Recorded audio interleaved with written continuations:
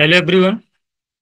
आज हम लोग सीमैट 2023 एग्जाम में क्वांट सेक्शन में जितने भी क्वेश्चंस पूछे गए हैं उसको डिस्कस करने जा रहे हैं।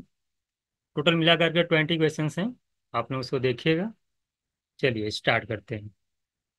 देखिए ना, क्वेश्चन नंबर 1 से लेकर के 5 तक में जो आपसे पूछा गया डीआई का क्वेश्चन है। और डीआई में देखिएगा क्या कह रहा है। डीआई में देखिए पूरा अगर आप क्वेश्चन को पढ़ते हैं, कह रहा है कि नंबर ऑफ जो total number of players they रखा है 300। और कह रहा है कि हर एक प्लेयर हर मैच को खेलता है ना। और एक उसके बेस पे एक टेबल दे रखी है। उसमें दे रखा है कि percentage of players who scores run more than 60, more than 40, more than 20। यानी टूर्नामेंट दे रखा है, टूर्नामेंट PQR 3 टेस्ट के टूर्नामेंट है। उसमें दिखाया है कि मोर देन 60 रन करने वाले कितने परसेंट स्टूडेंट हैं, मोर देन 40 रन करने वाले नंबर ऑफ स्टूडेंट का परसेंटेज दे रखा है, सॉरी नंबर ऑफ प्लेयर का। इस तरीके से मोर देन 20 रन करने वाले प्लेयर्स के नंबर ऑफ परसेंटेज दे रखे हैं कि कौन कितना किया है। ये क्वेश्चन आपसे दे रखा है। पहला क्वेश्चन देखिए क्या कह रहा है कि number of players who score less than और इक्वल टू पूछा है ना 40 रन इन टूर्नामेंट क्यू। आप जानते हैं कि मोर देन 40 की, जहां तक आपका टेबल में क्या दे रखा, मोर देन 40। क्यू का दे रखा मोर देन 40, कितना परसेंट, कितने परसेंट प्लेयर ऐसे हैं जो कि मोर देन 40 रन बनाए हैं, 30%। आपसे पूछा लेस देन और इक्वल टू 40। अगर अगर मोर देन जो है क्यू जो है टूर्नामेंट में नंबर ऑफ प्लेयर जो है 30% हैं,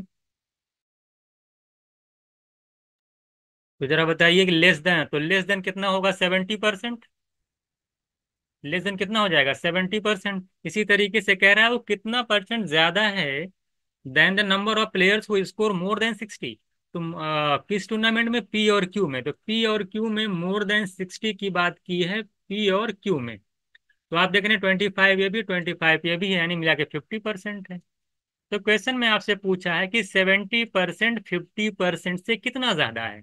बिल्कुल इजी क्वेश्चन से, ये ओपन फ्री क्वेश्चन है ये। आप जानते हैं कि 70 50 से 20 ज्यादा है। किससे, 50 से तो नीचे 50 आएगा।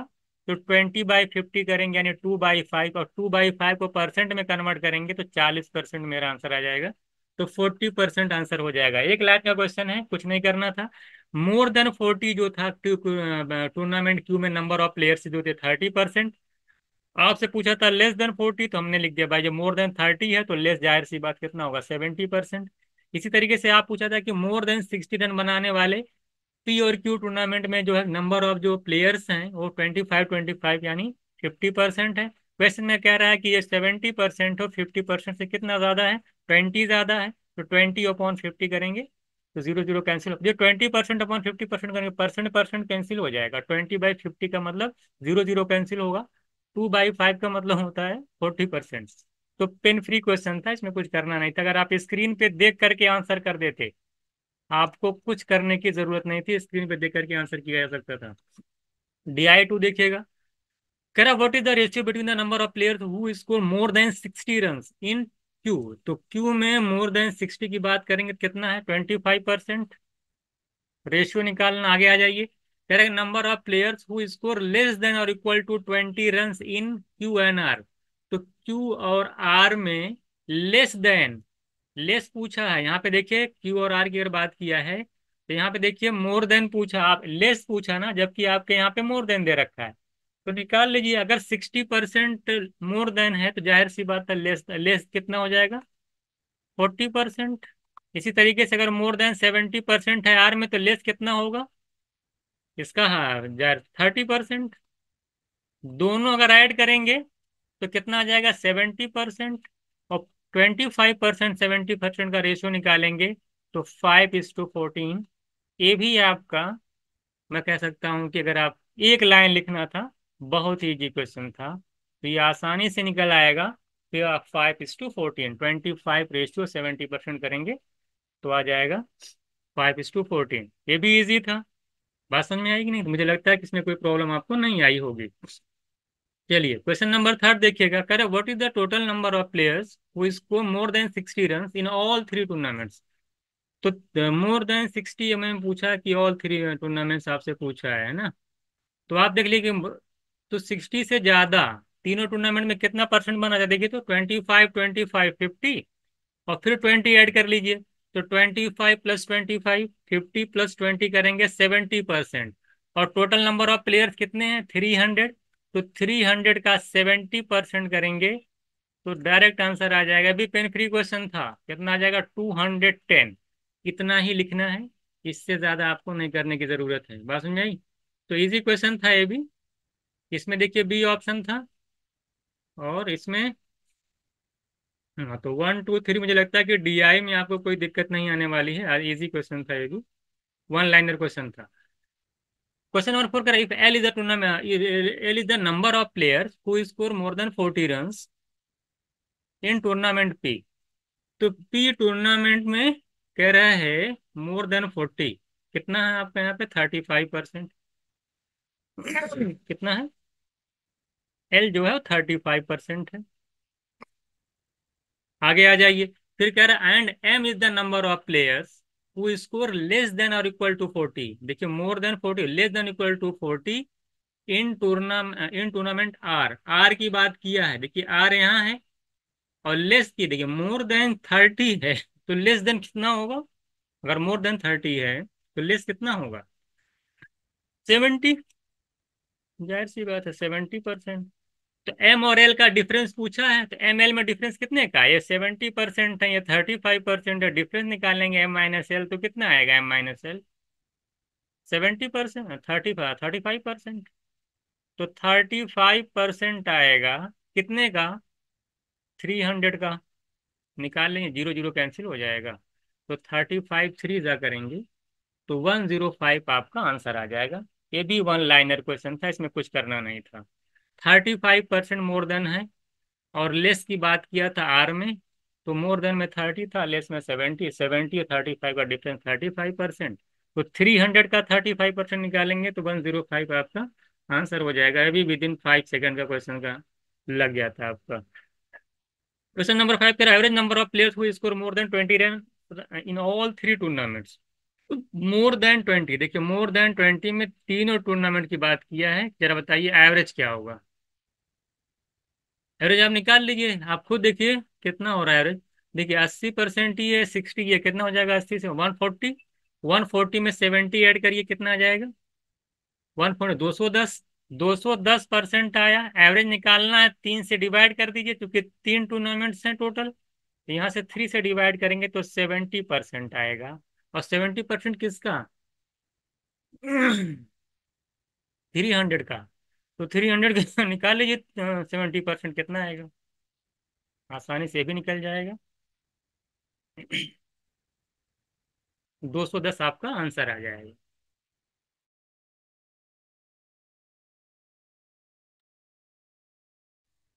तो इस तरीके से आपने देखी 5 डीआई डीआई पूछा था, एक एक लाइन के आंसर है इसमें, आप देख रहे हैं बहुत आसानी से निकल जा रहा है।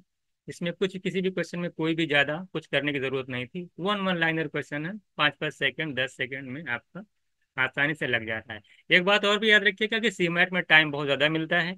तो सीमैट में टाइम की कमी नहीं है, अगर कोई ट्रेडिशनल मेथड भी यूज़ करता है तो वो भी सही है क्योंकि उसके पास इतना टाइम बचा है।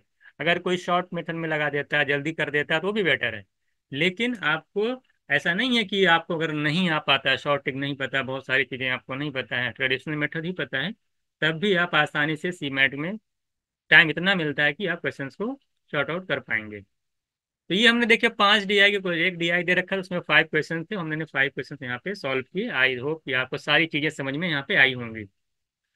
क्वेश्चन नंबर 6 देखिएगा। देखिए क्वेश्चन नंबर 6 में कह रहा है let A and B two events दे रखा है, पी ए पी बी और पी ए बी लिखा है, और पी ए सी। देखिए क्वेश्चंस की जो पूरा क्वेश्चंस है ना, इसको सीमेट ने क्या कर दिया था, रिमूव कर दिया था, क्योंकि इसमें देख रहे हैं कि इसकी लैंग्वेज प्रॉब्लम। आपने पढ़ा, आपने क्या फॉर्मूला पढ़ा, आपने देखा होगा इस तरह से पढ़ा होगा।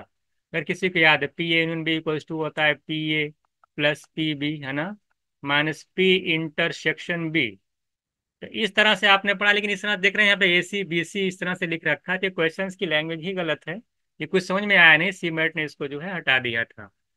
तो पहला तो आपका चला जाएगा। इसको क्या कर सकते हैं, देखिए यहाँ पे ये क्वेश्चन ही रिमूव कर दिया गया है, तो इसको समझ लीजिए कि आपको सॉल्व करने की जरूरत नहीं थी, इसको एस्टीमेट ने रिमूव कर दिया था। क्वेश्चन नंबर 7 देखिएगा। कह रहा है कि एम इंटू ए इंटू टी, एम इंटू ए इंटू टी की वैल्यू दे रखा है 1947। क्वेश्चन में एक लाइन लिख रखी है कि if M A and T are distinct, बहुत इंपॉर्टेंट बात है।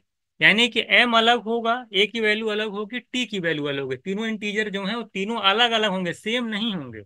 तो आपको बताना, अगर एम इंटू ए इंटू टी 1947 है, तो जरा बताइए कि एम प्लस ए प्लस टी की वैल्यू क्या होगी।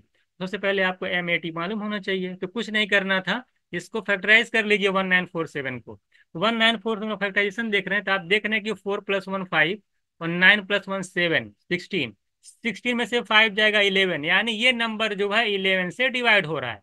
सबसे पहले अगर आप 11 से इसको डिवाइड करते हैं तो कितना आ जाएगा, 11 से तो इसका फैक्टर होगा ही होगा, 11 से इसको डिवाइड करेंगे तो 11 × 11, 8 जाएगा, वो 84 होगा, 11 7 जा 77, 7 जाएगा फिर 77, ये 177 आ गया। अब ये किससे जा रहा देखिए, अगर आप इसको जो है 3 से कैंसिल करते हैं, कैंसिल हो जाएगा, 3 से कैंसिल करेंगे कितना आ जाएगा, 3 5 जा और 2 3 9 जा 59 आ रहा है। इसका मतलब है कि 3 से, हाँ, तो यानी इसका जो फैक्टर होगा 1947 का 11 होगा, 59 होगा, 3 होगा, 3 × 11 इंटू 59। अब इसी में से आपको एम और ए टी की वैल्यू निकालनी है। आप जानते हैं कि इसमें से अगर किसी दो को प्रोडक्ट मल्टीप्लाई कर दिया जाए तो एक फैक्टर मिल जाएगा, क्योंकि हमको क्या करना है, मैक्सिमम पॉसिबल पर निकालना कि एम प्लस ए टी की वैल्यू क्या होगी, तो आपको बड़ी से बड़ी वैल्यू लेनी पड़ेगी। इसके लिए देखिए, आप 59 को 3 के साथ लेंगे तो उतनी बड़ी वैल्यू नहीं आएगी। 11 × 59 × 3, ये 1947 का फैक्टर है, तो दो नंबर का अगर प्रोडक्ट इसमें निकालेंगे तो वो भी 1947 का प्रोडक्ट होगा। तो 11 × 59 ले लीजिए, एक नंबर, एक तो नंबर आप मान लेते हैं एम को ले रहे हैं 11 × 59, दूसरा आपको 3 लेना पड़ेगा, तीसरा आपके पास कोई ऑप्शन नहीं तो आपको 1 लेना पड़ेगा। तो 3 तरीके से आप यहाँ पे वैल्यू ले सकते हैं। सबसे बड़ी वैल्यू जो आपकी आएगी 11 × 59। अब 11 × 59 कितना आ जाएगा देखिए, 99, 9 आ जाएगा, 55 और 9 कह देंगे तो 64, यानी 649। ये कोई एक वैल्यू हो जाएगी, 649 हो जाएगी एक वैल्यू। दूसरी आप क्या ले लेंगे, 3 ले लीजिए। और तीसरी कौन सी लेनी पड़ेगी, क्योंकि तीनों डिस्टिंक्ट हैं, सेम नहीं है। और तीसरी जानते हैं 1 सबका फैक्टर होता है, तो 1 ले लीजिए। तो ये तरीके से मान लेते हैं कि आपने इसको एम मान लिया, इसको ए मान लिया है, तो तीसरा समझ लीजिए ये टी है। तो आप तीनों को जब आप ऐड करेंगे तो 649 में 3 ऐड करेंगे 652, और 1 और ऐड कर लेंगे तो 653 आपका आंसर हो जाएगा। ये भी बहुत इजी क्वेश्चन था, इसमें भी कुछ नहीं करना था। मैक्सिमम वैल्यू के लिए फैक्टर बहुत बड़ा होना चाहिए था। आपने पहला जो फैक्टर लिया, जो पहली वैल्यू ली एम की, तो आपने लिया 11 × 59, दूसरा 3 हो जाएगा, तीसरा 1 तो आप जानते हैं कि आसान ले ही सकते हैं। क्वेश्चन नंबर 8 देखिएगा। देखिए आपसे कह रहा है कि S128, S128 में मतलब है कि 1 + 2 + 8 ऐड करके 11 आ रहा है। तो आपसे पूछा, जरा बता अगर इस तरह से होगा तो कितना आएगा। देखिए क्या दे रखा है एस, इसमें थोड़ा सा करेक्शन कर लीजिएगा, 2 की पावर 6, 3 × 2 की 3 की पावर 4, और ये 5 की पावर 4 नहीं, ये 5 है, ये 5 की पावर क्या हो जाएगी 5। आप लोगों ने अगर नंबर सिस्टम पढ़ रखा होगा तो मैंने एक बार पढ़ाया था कि नंबर ऑफ जीरो, क्या क्या आया था, नंबर ऑफ जीरोस के बारे में बताया था। क्या बताया था नंबर ऑफ जीरोस के बारे में, कि जीरो कैसे बनता है। जीरो जो है 2 और 5 के पेयर से बनता है, जितना 2 और 5 का पेयर होगा उतना जीरो होगा। अगर मान ले कि 2 की पावर 2 है, 5 की पावर 2 है, तो नंबर ऑफ जीरो, दो दो पेयर है ना, तो 2 जीरो लग जाएगा। बात समझ में आई। इसी तरीके आप खुद देख लीजिए, 4 × 25 कितना आएगा, 100, 100 का मतलब क्या, 2 जीरो। तो कहने का मतलब है जितना 2 और 5 का पेयर होगा उतना ही जीरो लगता है। तो यहाँ पे अगर आप देख सकते हैं कि 2 की पावर 6 को क्या आप ऐसे नहीं लिख सकते हैं, 2 × 2 की पावर 5, बिल्कुल लिख सकते हैं। 3 की पावर 4 आप जानते हैं 81 होता है, और 5 की पावर 5 ऐसे रहने दीजिए। तो जब 2 की पावर 5 × 5 की पावर 5 आपस में मल्टीप्लाई करेंगे तो कितना जीरो लग जाएगा, 5 पेयर है तो 5 जीरो लगेगा। और 81 × 2 करेंगे तो कितना आ जाएगा, 162, यानी 162 के आगे 50 लगेगा। ये देखिए, यही सबसे इंपॉर्टेंट यहाँ पे था कि नंबर ऑफ जीरो वाला कौन सा। ऐसा नहीं है कि 2 की पावर 6 का मल्टीप्लाई करिए, फिर 3 की पावर 4 का मल्टीप्लाई करिए, 5 की पावर 5 का मल्टीप्लाई करते रह जाएंगे, बोलेंगे पेपर बहुत लेंदी आ गया। ये पेपर बहुत ही आसान क्वेश्चन था। 2 की पावर 5, 5 की पावर 5 आपस में मिलकर के 5 जीरो दे देगा, यानी 1 लाख आ जाएगा। उसके बाद आपका एक 2 इधर बच गया था, और 3 की पावर 4 ओरली जानते हैं 81 होता है।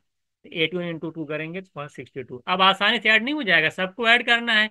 तो 1 + 6 + 2, और बाकी जीरो ऐड करेंगे तो कोई फर्क ही नहीं पड़ेगा सम पे। तो 6 + 2 + 1 करेंगे 9। ये भी आपका इजी क्वेश्चन था। मुझे लगता है इसमें कोई डाउट नहीं होगा आपको। आपको एक चीज समझ में आ गई कि 2 और 5 का जितने न पावर्स होंगी दोनों की, उतना ही नंबर ऑफ जीरो बनता है। अगर मतलब जितना रहेगा, अगर 2 की पावर, मैं बताऊं बहुत डिटेल में समझाया अभी हम कैसे कैसे नंबर ऑफ जीरो बनता है। अगर 2 की पावर 3 है, 5 की पावर 3 है, तो 3 जीरो बनेगा। ठीक है, ये मिलकर के यहाँ पे आपको समझ में आ गया होगा। नंबर ऑफ जीरो या नंबर ऑफ नंबर सिस्टम की क्लास आप देखेंगे तो वहाँ पे मैंने पूरा डिटेल्स में समझाया है कि नंबर ऑफ जीरोस कैसे निकालते हैं। क्वेश्चन नंबर 9 देखिएगा, कह रहे हैं बैग है उसका, कह रहा है उसमें 10 वाइट है ना, और 10 रेड फेस मास्क है।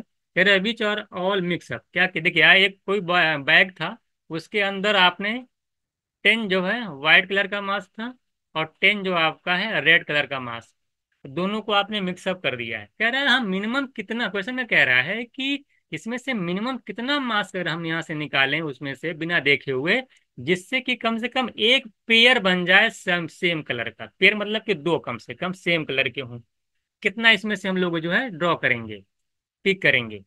सिंपल, बहुत ही लॉजिक क्वेश्चन था, बहुत ही सिंपल था। आप बताइए अगर आप दो मास्क माल इसमें से निकालते हैं, पेयर बनाना था, दो मास्क निकालते हैं, तो ये पॉसिबिलिटी हो सकती है कि दोनों या तो वाइट हो या दोनों रेड हो। लेकिन एक कंडीशन ये भी हो सकती है कि भाई एक वाइट हो और एक क्या हो, रेड हो। मान लो दो मास्क निकाले, इसमें एक एक वाइट निकल गया, एक रेड निकल गया, ये पॉसिबल कंडीशन हो सकती है। लेकिन जब आप तीसरा मास्क निकालेंगे, या तो वाइट होगा, जैसे अगर वाइट हो गया तो वाइट का पेयर बन जाएगा दो, या अगर वो रेड हो गया तो आप जानते हैं कि दो रेड हो जाएगा, एक वाइट हो जाएगा। कहने का मतलब है कि अगर आप चाहते हैं एक पेयर में जो है सेम कलर का मिल जाए आपको, या तो दोनों व्हाइट मिल जाए, दोनों का रेड रेड मिल जाए, तो उसके लिए कम से कम आपको 3 मास्क निकालने पड़ेंगे। जैसे मैंने आपको बताया, अगर भाई एक व्हाइट हो गया, एक रेड हो गया, अब जो तीसरा मास्क निकलेगा वो कोई भी कलर हो, 100 200% इसमें जान लीजिए कि ये होगा कि या तो व्हाइट का पेयर बनेगा या तो रेड का बनेगा। तो सबसे पहले वाला जो पहला स्टेटमेंट है वो 3, वो करेक्ट है।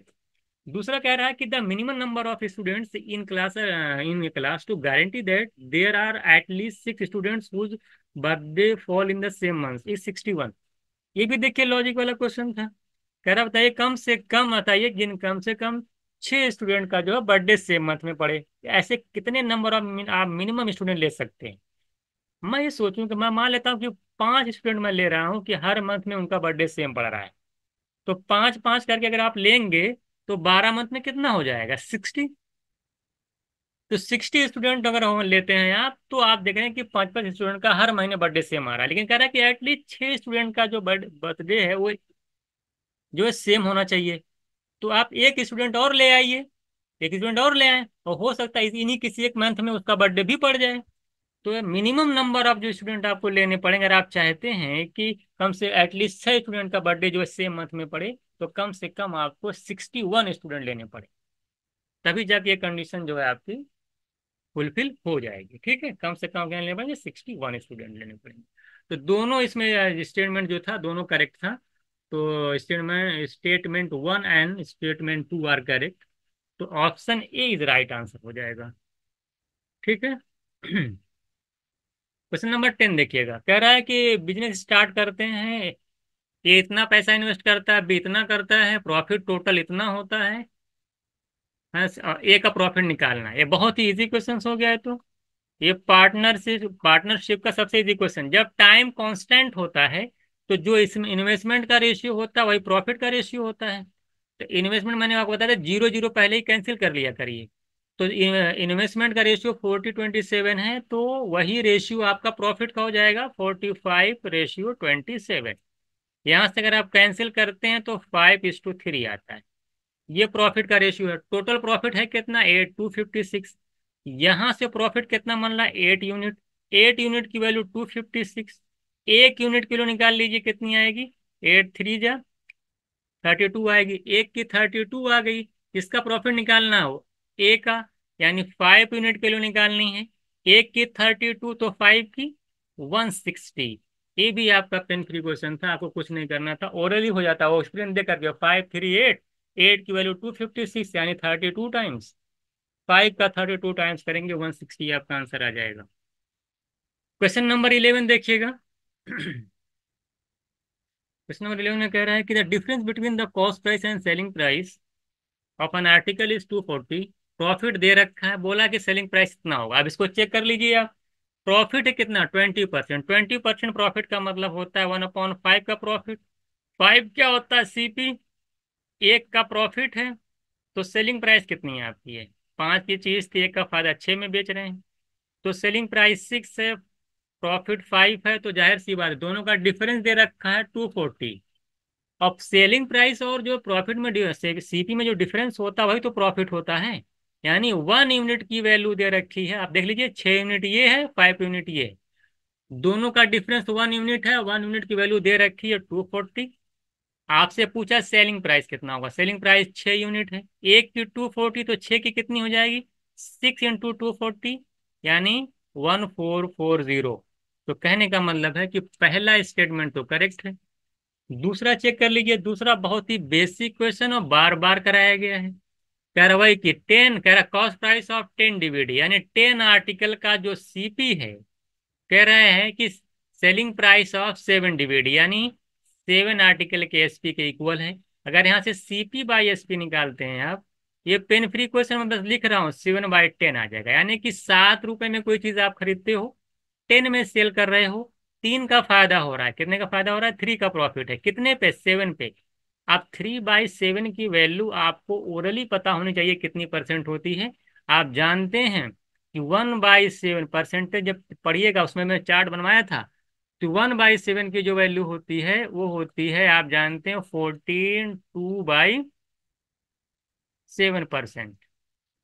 तो अगर आपको 3/7 निकालनी होगी तो सब याद होना चाहिए, 3 से मल्टीप्लाई करिए, 14 3 × 42 और 3 2 6/7, यानी 42 6/7% आएगा। ये भी सही है, यानी दोनों स्टेटमेंट यहाँ पे,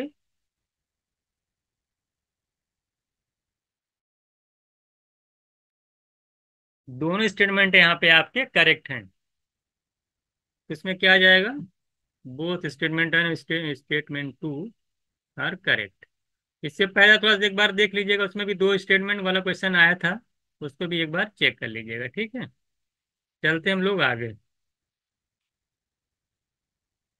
आई होप आपको समझ में आ गया। देखिए ये SICI का क्वेश्चन है, कह रहा है सिंपल इंटरेस्ट जो लग रहा है 8 साल में 13% के रेट से जो SI मिल रहा है वो 6500 मिल रहा है। आप जानते हैं SI हर साल से मिलता है, अगर एक साल में 13% मिलता है तो 8 ईयर्स में कितना मिलेगा, 104%, मल्टीप्लाई कर लीजिए। तो 104% आपको SI मिलेगा, 104% की वैल्यू दे रखा है 6500। यहाँ से अगर आप कैंसिल करते हैं तो 13 8 जा और 13 5 जा करेंगे तो 500 आ जाएगा, यानी 8% की वैल्यू आ गई आपकी 500। ठीक है। आपसे पूछा है 8% की रेट से 2 साल का क्या निकालना, CI कितना होता है। ओरल पता होना चाहिए, सब लिखने की जरूरत नहीं है। 8 2 जा 16 और 8 का स्क्वायर बाई 100 यानी 0.64। ओरली पता होना चाहिए कि 8% रेट का 2 साल का नेट CI कितना होता है, जाके पढ़िएगा इसको। 16.64% होता है 8% की रेट से 2 साल का CI। 8% की वैल्यू दे रखी है, आपको 16.64% की निकालनी है। ओरली दिख रहा है इसका कितना टाइम्स है, ये 2.08। भाई 8 2 जा 16, 8 8 जा 0.8, तो यहाँ पे 2.08 से मल्टीप्लाई कर दीजिए आसानी से। डबल जीरो से डेसिमल उधर चला जाएगा, 208 का 5 गुना, 208 का 5 टाइम्स करिए तो कितना हो जाएगा, 1040। आपका आंसर आ जाएगा। बहुत ही आसान क्वेश्चन है ये, एक लाइन का क्वेश्चन है, आसानी से निकाल लीजिए। आप 208 आएगा, 500 × 2.08 करेंगे तो 2.208 × 5 यानी 10540। तो आपको याद होना चाहिए 8% के रेट से 2 साल का CI होता है 16.64%। चलते हम लोग नेक्स्ट क्वेश्चन में। 13 देखिएगा। 13 कह रहा, देखिए रेशियो दे रखा है आपको एक्स वाई का इतना, आपसे कह रहे हो X Q minus Y Q value इतनी होगी। आप हमेशा रेशियो में पढ़े हुए हैं, अगर आप एक्स और वाई का रेशियो दे रखा है 1:3, 3:1, आप तब तक, जब तक नहीं एक्स और वाई को नहीं निकाल पाएंगे जब तक कोई एक कंडीशन ना दी हो। या तो ये दिया हो भाई कि एक्स प्लस वाई का सम इतना है, या आपको दिया हो कि एक्स वाई का डिफरेंस इतना है, या कोई ना कोई एक कंडीशन दी हो, तभी आप एक्स और वाई की वैल्यू निकाल पाएंगे।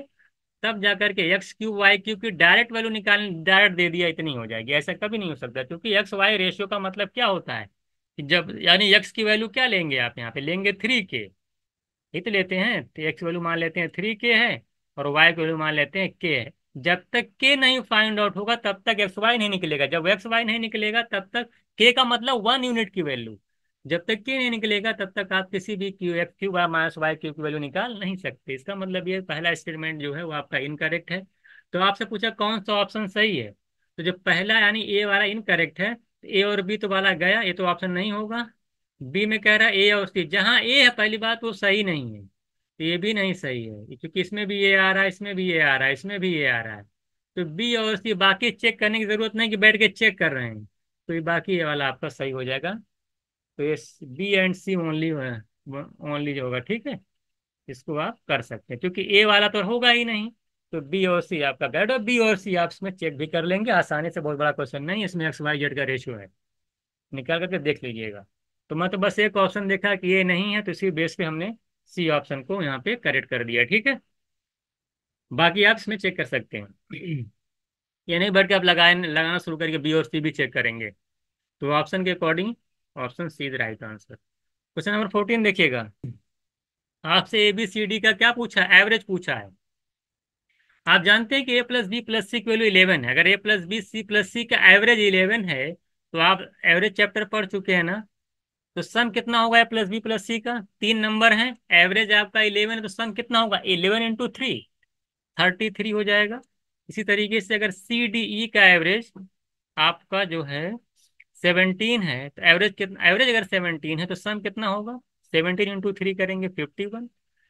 इसी तरीके ई और एफ का अगर एवरेज जो है, अगर आप 22 है तो सम कितना हो जाएगा, 2 नंबर है ई और एफ, तो 2 22 जा 44। इसी तरीके से एवरेज आप अगर ई और सी निकालेंगे आप, तो ई और सी का एवरेज अगर 17 है तो इसका जो है सम हो जाएगा 34, ठीक है।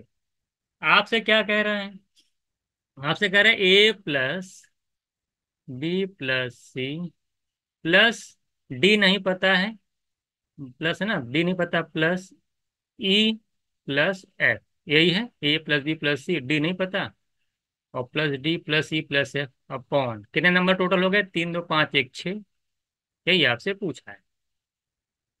अब देखिए ए प्लस बी प्लस सी की वैल्यू आप तो निकाले 33, ई प्लस एफ की वैल्यू आपने निकाल ली है पहले से, कितना है 44। एक नंबर ही बच रहा है कि डी कैसे निकाला जाए। यही डी आपका निकल जाए तो काम हो जाए आपका। डी देखिए कैसे निकलेगा, आप जानते हैं कि देखिए ये वाला देखिए और इसको देखिए, यहां से देख रहे हैं ई प्लस सी मिल 34 है, ई प्लस सी 34 है, और डी मिला के अगर तीनों ऐड करते हैं 51 है, तो यहाँ से डी निकल नहीं जाएगा। 51 में से ई और सी का मतलब 34 माइनस कर दीजिए, तो कितना आ जाएगा, 11, 17 आ जाएगा। कितना आ जाएगा, 17। अब आसानी से आप निकाल सकते हैं। 33, 33 प्लस 17 करेंगे 50, और 94, 94 को 6 से डिवाइड करिए, 15 करके कुछ आएगा, तो 15 देख करके आंसर कर दीजिए। 15 2/3 मेरा आंसर हो जाएगा। ये भी इजी क्वेश्चन था, बहुत ज़्यादा टफ नहीं था, आपको आसानी से यहाँ से लगा सकते थे। क्वेश्चन नंबर 15 देखिएगा। 15 देखिए कह रहा है, देखिए क्वेश्चन नंबर 15 जो है, आप अगर थ्योरम पढ़ें तो और अच्छी बात। आप जानते हैं कि कह रहा था फॉलोइंग डायग्राम, कह रहा शेडेड रीजन का एरिया बताना है। ये कंडीशन दे रखा है, if the shaded area is 1/2 the area of triangle ABC. आप जानते हैं कि कोई भी अगर जो, अगर मान ले कोई लाइन यहाँ पे मिल रही है, तो जो भी ट्रायंगल बन रहा है, अगर कोई कहे ये ट्रायंगल का एरिया पूरे का हाफ है, इसका मतलब ये है कि ये मिड पॉइंट है। ये क्या है? मिड पॉइंट, यानी ये मीडियन है। अगर ये पूरा ट्रायंगल का एरिया का ये वाला शेडेड वाला हाफ है, इसका मतलब ये डी क्या है? मिड पॉइंट है। और डी मिड पॉइंट होगा, इसका मतलब ये है कि जेड भी किसके इक्वल होगा? वाई के इक्वल होगा। सबसे पहले दिमाग में ये बात रखनी चाहिए। बात समझ में आई कि नहीं? यानी ये मिड पॉइंट है तो हो तो गया क्वेश्चन। अब आपको क्या निकालना है? एक रिलेशन निकालना है। आप हमको ये बताइए, अगर मैं बड़ा वाला ट्रायंगल एबीसी लेता हूँ, अगर मैं एबीसी ट्रायंगल लेता हूँ, तो आप ये जानते हैं कि जो हाइपोटेन्यूज का स्क्वायर होता है वो परपेंडिकुलर और बेस के स्क्वायर के सम के इक्वल होता है। इसका हाइपोटेन्यूज कितना? डब्ल्यू। तो डब्ल्यू का स्क्वायर हो जाएगा, बेस है आपका एक्स स्क्वायर, और परपेंडिकुलर देखिए ये भी वाई है, ये भी वाई है। तो वाई प्लस वाई कितना हो जाएगा? 2y, और 2y का होल स्क्वायर करिए, कितना आ जाएगा? 4y square. एक चीज आप और जानते हैं, अगर मैं शेडेड वाला एरिया ले लूं, ये वाला, यहां से आप जान रहे हैं कि जो एडी का स्क्वायर है वो किसके इक्वल है? वो X square plus Y square है। तो एक्स स्क्वायर क्या देख रहे हैं आप? एक्स स्क्वायर देख रहे हैं आप कितना? आप देखिए यहाँ से एडी स्क्वायर क्या है? X square plus Y square है। तो अगर यहाँ से एक्स स्क्वायर निकालते हैं तो क्या आता है? एक्स स्क्वायर अगर यहाँ से निकालते हैं तो आता है AD square minus Y square. क्योंकि आपको एडी निकालना है। क्या निकालना? एडी। तो यानी एक्स स्क्वायर की जगह मैं क्या लिख सकता हूँ? AD square minus Y square. ये 4y स्क्वायर पहले से है, तो ये हो जाएगा AD square minus plus 3y square. ये plus 3y square W square की तरफ जाएगा तो क्या हो जाएगा?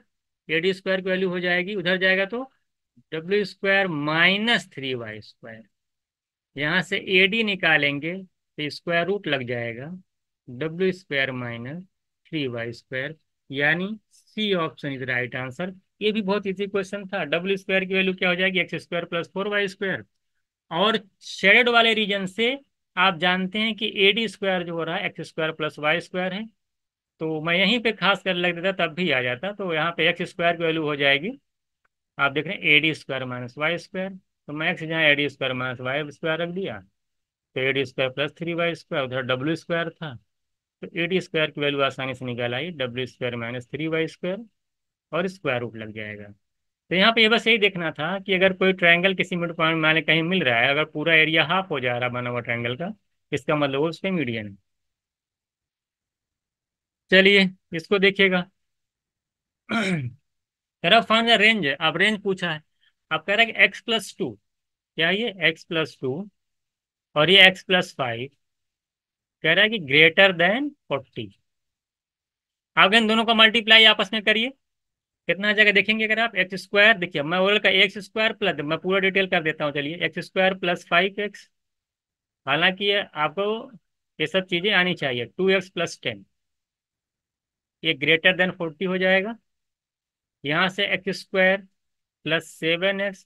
क्योंकि सीमेट में टाइम बहुत मिलता है तो आप टाइम की टेंशन ना लीजिएगा, आप कितना लें बड़े से बड़ा सोल्यूशन करिए, कोई प्रॉब्लम नहीं। ये आपका हो जाएगा 40। इधर अगर 40 को लेते आते हैं इधर हम लोग, तो कितना हो जाएगा? X square plus 7x minus 30 greater than 0। अगर आप इसका सॉल्यूशन निकालेंगे, आप देखिए क्वाड्रेटिक स्क्वेयर का मैं सॉल्यूशन बताया हूं कैसे निकलता है, इसलिए मैं यहाँ पे अब पूरा डिटेल नहीं बताऊंगा कि क्वाड्रेटिक स्क्वेयर सॉल्यूशन कैसे निकलता है। एक्स की जो वैल्यू हो जाएगी, मैं डायरेक्ट लिख रहा हूँ, कितनी होगी देखिएगा। आप जानते हैं -30 को ब्रेक किया जाता है। आप जानते हैं कि दो होगा, एक प्लस होगा एक माइनस होगा, क्योंकि बीच की वैल्यू प्लस है। तो बड़ी वाली वैल्यू आपको प्लस लेनी पड़ेगी, यानी +10 ले लीजिए और -3 ले लीजिए। उसके बाद आप जानते हैं कि साइन चेंज करके एक्स स्क्वायर के कोफिशिएंट से डिवाइड किया जाता है। इसे +10 है ना, इसका साइन बदल लीजिए, +10 को -10 कर दीजिए। और एक्स स्क्वायर कोफिशिएंट यहाँ 1 है, तो -10 को 1 से डिवाइड करेंगे तो -10 पहला रूट निकल आएगा। ये -3 है, इसका साइन बदल लीजिए 3, और 3 को डिवाइड करिए एक्स स्क्वायर के कोफिशिएंट से यानी 1 से, तो 3/1 यानी 3 आ जाएगा। यानी एक्स की वैल्यू -10 आ जाएगी और 3 आ जाएगी। तो जब इसका आप ग्राफ बनाओगे ना नंबर लाइन पे, तो आप देखोगे कि 0 पे वैल्यू एग्जिस्ट नहीं करेगी। 0 पे जो है अभी आप देखेंगे एग्जिस्ट नहीं करेगी। तो यहाँ से आप ग्राफ बनाओगे तो आप देखोगे इसकी जो वैल्यू आएगी ग्रेटर देन 0 लिखा है, यानी कि एक्स की वैल्यू जो हो जाएगी वो लेस देन -10 होगी। और एक्स की वैल्यू दूसरी वाली जो होगी वो ग्रेटर देन 3 होगी। तो -10 से लेस 3 से बड़ी, जब इसका आप एक रेंज बनाओगे तो आप जानते हैं कि -इन्फिनिटी से स्टार्ट होगा और -10 तक आएगी। उसके बाद यूनियन लगेगा। जब आप फंक्शन पढ़ेंगे डिटेल में ना, तो वहां पे आपको इस सारी चीजें पढ़ाई गई होंगी। और 3 से ग्रेटर का मतलब है 3 से कहाँ चली जाएगी, 3 से इन्फिनिटी जाएगी ना। 3 से बड़ी वैल्यू 3 से इन्फिनिटी चलाएगी, 10 से छोटी -10 से लेस देन, आने की माइनस इन्फिनिटी से -10 तक के बीच में आएगी। इन दोनों का जो यूनियन होगा वही आपका आंसर होगा। तो ये देखिए क्वेश्चन आपका गलत था, इसमें आंसर जो ये 10 नहीं होगा। इसको भी सी मैट ने क्या किया था, रिमूव कर, इसका आंसर ही गलत था। तो यहाँ पे -10 होगा। ठीक है, तो -इन्फिनिटी -10 यूनियन 3 टू इन्फिनिटी, ये आपका आंसर होगा इसमें। आई होप इसको भी आप लोगों ने समझ लिया होगा। क्वेश्चन नंबर 17 देखिएगा, कह रहा लीस्ट नंबर ऑफ टाइल्स। देखिए वाला क्वेश्चन बहुत बार कराया गया है, मैंने बताया, एमई में कई बार पूछा है कि कोई आपको रूम दे देगा, बोलेगा इतने बाई इतने का रूम है। इसे यहाँ पे कितने रूम का एरिया क्या दे रहा है, बोला कि एक रूम है जिसकी लेंथ जो है, कह रहा है आपकी 15 मीटर 91 सेंटीमीटर। इसका मतलब कि 1591 सेंटीमीटर, सबको सेंटीमीटर में कन्वर्ट कर लीजिए। और उससे कह रहा है कि जो चौड़ाई यानी ब्रेथ उसकी दे रखा है 9 मीटर 46 सेंटीमीटर, यानी 946 सेंटीमीटर। तो ये आपका हो जाएगा 946 सेंटीमीटर। इसको देखिएगा। अब आपसे कहता है कि नंबर ऑफ टाइल्स लगानी है आपको, और स्क्वायर होनी चाहिए टाइल्स। क्या होनी चाहिए आपकी, टाइल्स जो आपकी है वो स्क्वायर होनी चाहिए। तो कितनी कितनी कम से कम टाइल्स लगेगी। कम से कम टाइल्स लगने का मतलब है कि टाइल्स का जो साइज होगा ज्यादा से ज्यादा होना चाहिए। अब इसके लिए क्या करते हैं, फिक्स पैटर्न होता है, इसमें कुछ नहीं किया जाता। क्या करते हैं, हम इन दोनों का निकाल लेते हैं HCF, यानी ऐसा फैक्टर जो दोनों में कॉमन हो, कॉमन हुआ। तो कैसे निकलेगा, सबसे पहले अगर 946 का फैक्टराइजेशन देखिए, 1591 का फैक्टराइजेशन से बेहतर है कि 946 का आप फैक्टराइज कर लीजिए। जब इसको 946 को फैक्टराइज करेंगे, देखिए सबसे पहले किससे कैंसिल हो रहा है, 9 15 11 से जा रहा है। 946 11 से जा रहा है, अगर 11 से डिवाइड करेंगे तो 11 × 11 9 जा, 11 8 जा, और 88 6, 11 6 जा, यानी 11 × 86 को अगर आप फैक्टराइज करेंगे तो 43 × 2। तो कहने का मतलब यह है, जो इसकी ब्रेथ है 946 का जो फैक्टराइजेशन आया हमारा, 11 × 43 × 2 आया।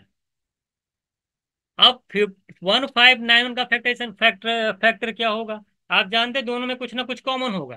तो आप ये देख रहे हैं कि दो से तो कैंसिल नहीं हो रहा है, ये तो दो तो हटा दीजिए। क्या ये 11 का फैक्टर है, 9 10 6 नहीं है। इसका मतलब ये है कि ये 43 का फैक्टर, यानी 43 इसको क्या कर देगा, डिवाइड कर देगा।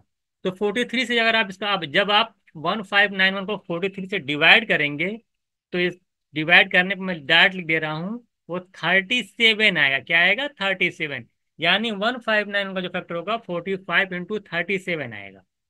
अब बताइए दोनों का अगर HCF निकालना तो क्या कॉमन हो रहा, 43 दोनों में कॉमन है। अब यही 43 सबसे लार्जेस्ट है, इसी का क्या, यही आपका इसी साइज का आप स्क्वायर टाइल्स ले लो तो बड़ा से बड़ा टाइल्स आपका बनेगा, और कम से कम टाइल्स आपको लगेगी। तो नंबर ऑफ जो टाइल्स लगेगी आपकी मिनिमम, ठीक है, लिस्ट नंबर ऑफ जो टाइल्स होगी, क्या हो जाएगी, लिस्ट नंबर टाइल्स जो हो जाएगी आपकी, एरिया ऑफ रूम का जो एरिया है, रूम का एरिया कितना हो जाएगा आपका,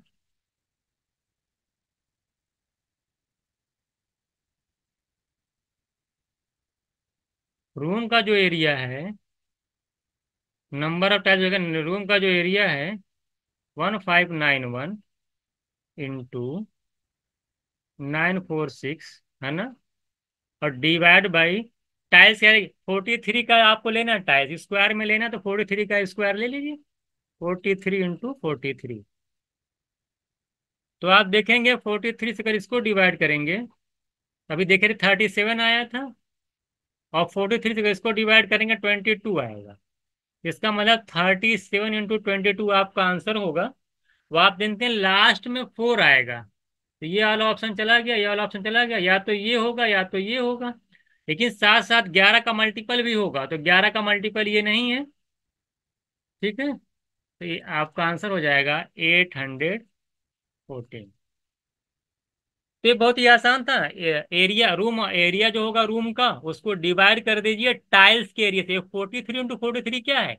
ये टाइल्स है ना 43/43 की, इसी का एरिया जो टाइल्स है ये 43/43 का स्क्वायर टाइल्स है ना, ये टाइल्स का एरिया हो गया।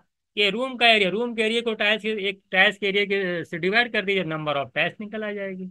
मुझे लगता है ये भी आपको अच्छे से समझ में आ गया होगा।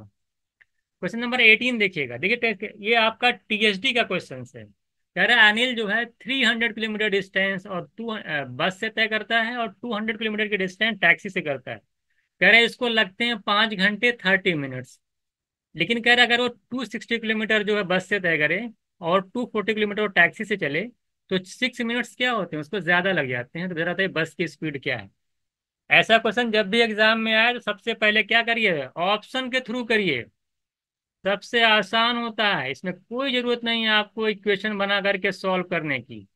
ऑप्शन उठाइए, वेरीफाई कर दीजिए, आंसर आ जाएगा। जैसे देखिए कैसे करेंगे। हम मान लेते हैं पहला ऑप्शन 100 ले लेता हूँ। मान लेते हैं कि 100 स्पीड है बस की। अगर बस की 100 किलोमीटर पर आवर स्पीड है तो 300 किलोमीटर जाने में बस से कितना टाइम लगेगा। आप बोलेंगे सर 300/100 करेंगे 3 घंटे लगेंगे। अगर 3 घंटे लगेंगे बस से और टोटल अगर 5.5 घंटे लगे हैं तो जरा बताइए टैक्सी से कितना घंटे लगेगा लगा होगा। आप कहेंगे सर 2.5 आवर्स, 2.5 आवर्स ये टैक्सी से लगे होंगे।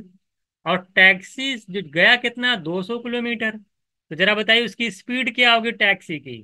टैक्सी की स्पीड क्या होगी ये बताएगा। आप जानते हैं कि स्पीड दे रख डिस्टेंस दे रखा है, टाइम से डिवाइड कर दिया। 2.5 घंटे यानी कि 5/2 से डिवाइड करेंगे तो 2 ऊपर जाएगा 5 नीचे आएगा।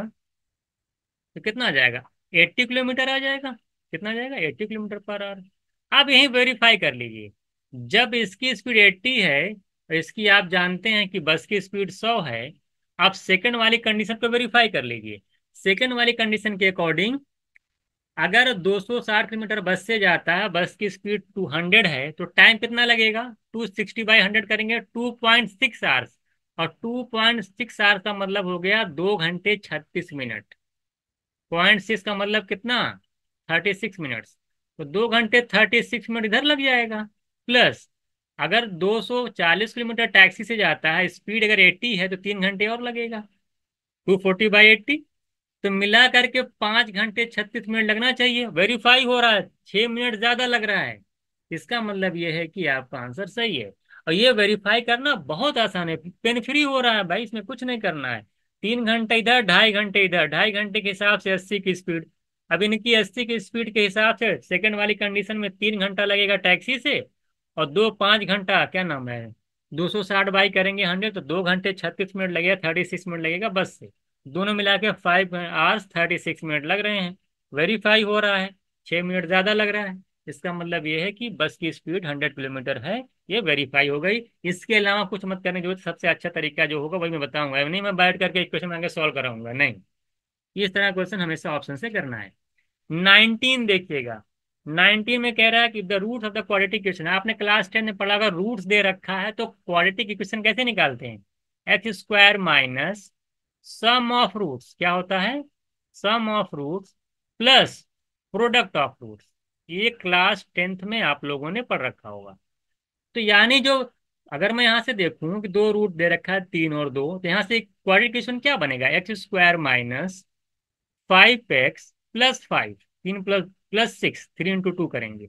यानी पहला स्टेटमेंट देखिए यहाँ पे -6 दे रखा है, जबकि आना चाहिए +6। प्रोडक्ट ऑफ रूट था प्लस में, यानी +3 × 2 करते +6 आना था। अब ये तो गया। स्टेटमेंट 1 जो है आपका क्या है, वो इनकरेक्ट है। बात समझ में आई।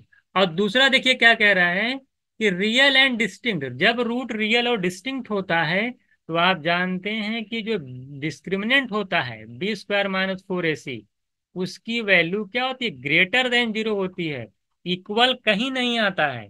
यहाँ पे देखिए इक्वल दे रखा है, यहाँ पे भी इक्वल का साइन आया है, तो ये भी गलत है।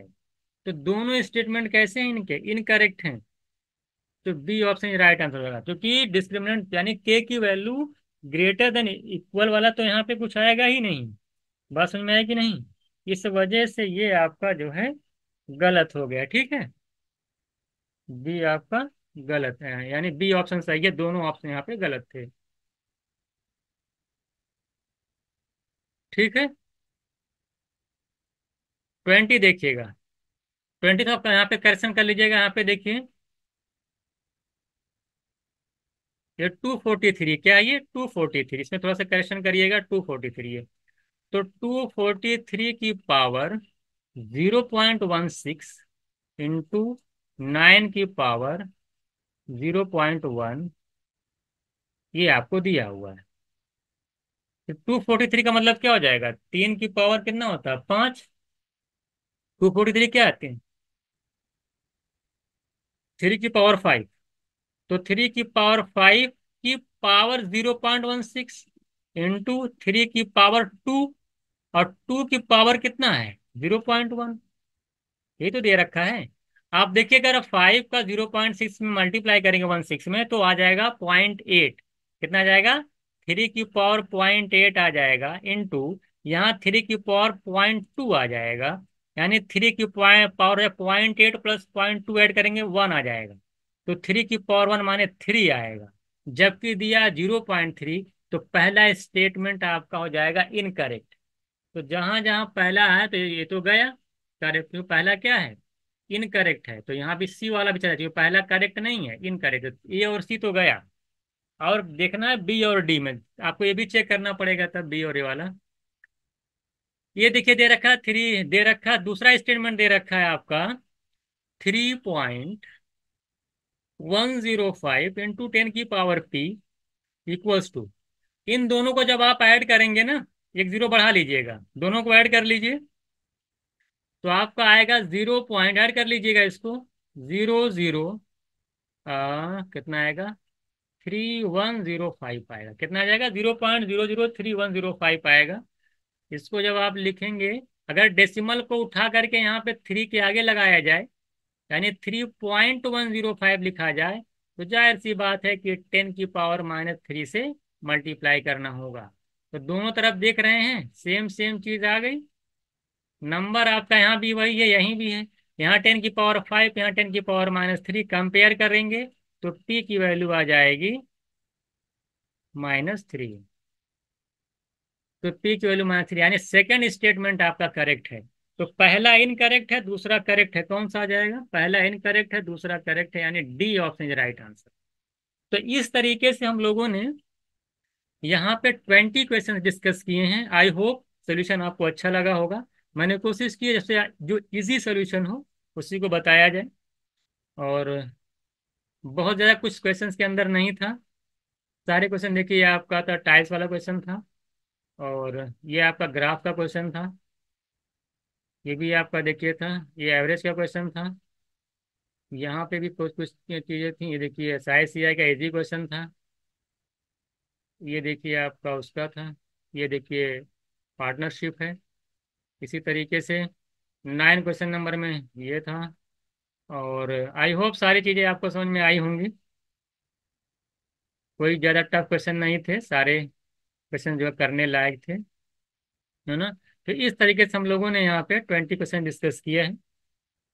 और जितने भी क्वेश्चंस आपको कराए गए हैं, ये पूरा क्वेश्चन जो है आपको डिस्क्रिप्शन में टेलीग्राम चैनल का लिंक है, वहाँ पे आपको मिल जाएगा। Okay, thank